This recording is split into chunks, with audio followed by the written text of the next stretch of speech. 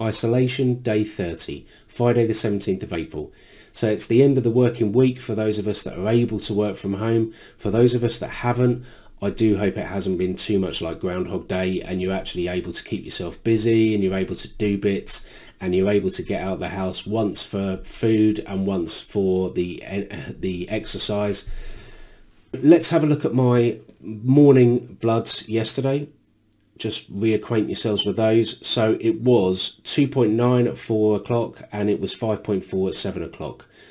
I had breakfast and I took enough carbs to cover the breakfast. My bloods at 1 o'clock were 5.5. Bear in mind I was working, so my bloods at 1 o'clock were 5.5. And as I mentioned yesterday, I wasn't going to have any lunch because I'm going to test my basal weights throughout the afternoon and evening. You can see at 2:49 my blood was 4.6 and at 6:41 it was 3.6.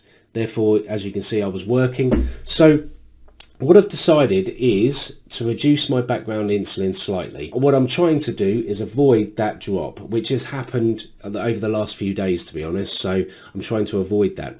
I then had my evening meal at 6:39 and that was fish, some halloumi fries and salad.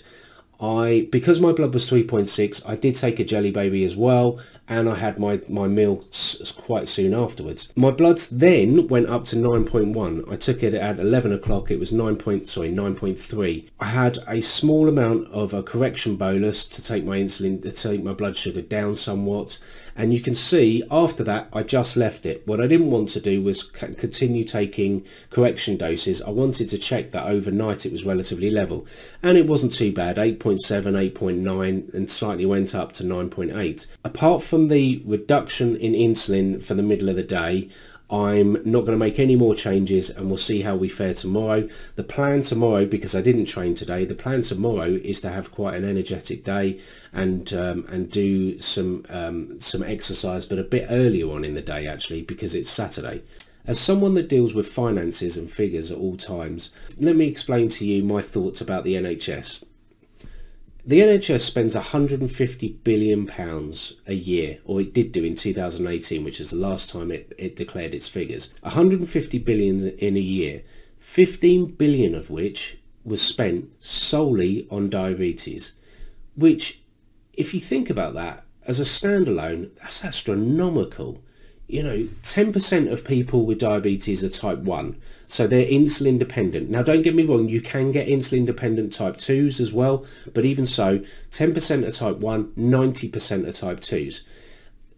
The majority of that £15 billion, which is £1.5 million an hour for an entire year that is spent on diabetes, the majority of which is down to complications. Now, I won't go through the list of complications because it will just depress you. It depresses me when I look at it.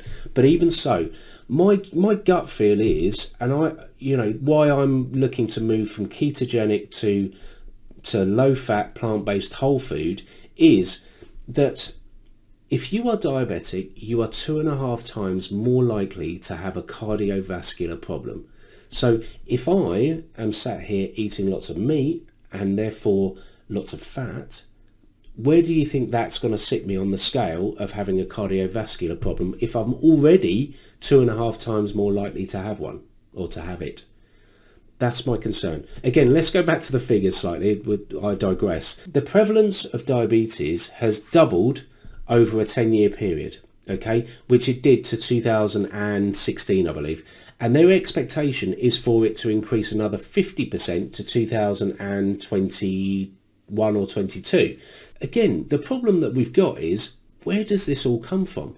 And the only conclusion I can come to, and don't get me wrong, I am a layman, the only conclusion I can come to is it's our lifestyle, it's food, and it's the fact that kids are spending more time in front of a screen, he says, while sat in front of a screen, and adults are spending more time on phones, and they're not doing what we used to do many years ago. When I was first diagnosed with diabetes, it really wasn't prevalent. You know, I knew no one that was type 2 for a number of years. Now what they're saying is that 1 in 15 people of the world's population is diabetic, a lot of which they don't even know they've got it. In the US, £327 billion was spent on diabetes in 2018. That's a 26% increase in 5 years. Every time you switch on the TV at the moment, of course, and I'm not taking anything away from it, you're hearing about COVID-19 and you're hearing about the coronavirus. Now, the reality is diabetes is a pandemic. It has been stated as such by the Centre for Disease Control and Prevention. It's one of the fastest growing chronic illnesses across the entire world. These kind of figures are only going to increase unless we do something about it. So that is the major issue. Now, what are we going to do about it? Well, we've got to do numerous things. I think it comes down to sleep, it comes down to health, it comes down to well-being, it comes down to mindset, it comes down to food. More than anything, it comes down to food and lifestyle. You've got to exercise, you've got to eat well. If you're not doing any of those things and you're sat at home day in, day out, just eating crap, honestly, my answer is, and my suggestion is, don't do it. Just try and eat some other stuff. You know, you're seeing my blood sugars day in, day out, and are they great? No. Are they bad?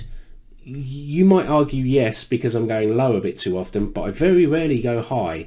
And from everything I've read, the complications of being of diabetes is through your blood sugars going too high and being out of control. Hence why my short-term solution was keto. My long-term solution is low-fat, plant-based whole food. That's what I'm trying to do, and that's what I'm trying to present to you. I'm really sorry if that sounded very preachy. I'm not trying to do so, and I'm not in any position to do so. I just think that we can help the NHS and we can help ourselves a lot with the right plan. I'll leave it there tonight because it's rather late. Have a good Saturday tomorrow, and I'll catch up with you soon.